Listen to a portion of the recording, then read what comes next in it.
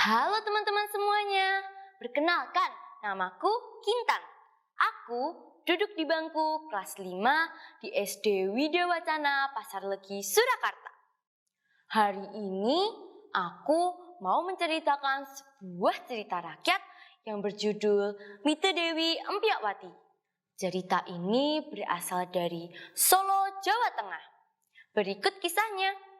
Alkisah pada zaman dahulu kala di sebelah selatan kota Solo ada seorang petapa terkenal yang bernama Ki Wiron Lumut.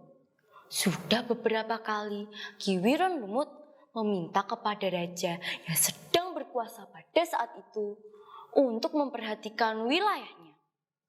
Karena pada saat itu wilayah itu sering disatroni perampok dan tanaman palawija di situ sering mati. Tetapi untuk kesekian kalinya juga, pendapat itu belum ada jawaban dari sang raja.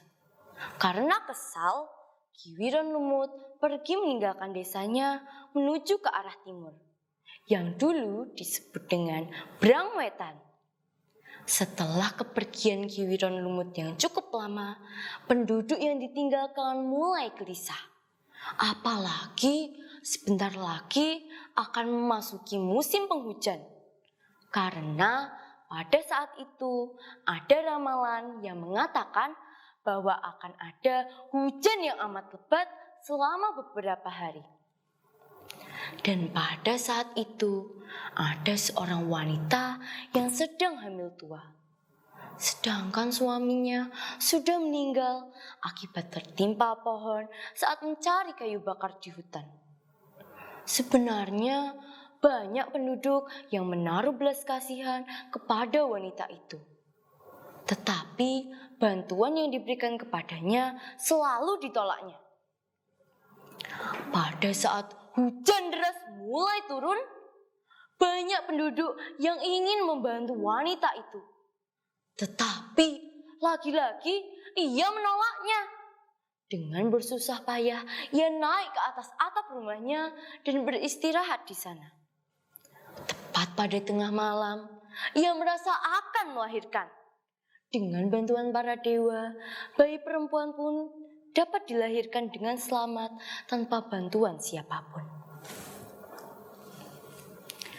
Bayi perempuan itu diberi nama Empiakwati. Empyak yang berarti atap dan wati yang menunjukkan bahwa ia anak perempuan. Setelah bayi itu meneriakkan tangisannya yang pertama, wilayah itu terguncang gempa. Kemudian air yang tadinya setinggi atap rumah tiba-tiba perlahan-lahan mulai menyurut. Semakin kencang bayi itu menangis, semakin cepat pula surutnya air. Setelah air sudah benar-benar surut, janda itu turun dari atap rumahnya sambil menggendong bayinya. Bertepatan pada saat itu, Ki Wiron Lumut kembali dari pengembaraannya. Dan atas permintaan Ki Wiron Lumut, ibu dan bayinya tinggal di rumahnya. Pada hari yang ke-40 akan diadakan selamatan bagi Empiakwati. Tetapi tiba-tiba bayi itu menghilang. Kemudian Ki Wiron Lumut berkata bahwa Dewi Empiakwati akan selalu menjaga mereka asalkan mereka melakukan tradisi bersih desa dan upacara-upacara serangkaiannya. Sampai tahun 1930-an, tradisi ini masih dilakukan. Tetapi mungkin karena biaya yang diperlukan tidak sedikit, pelan-pelan orang banyak mulai melupakannya. Nah teman-teman, bagus kan ceritanya?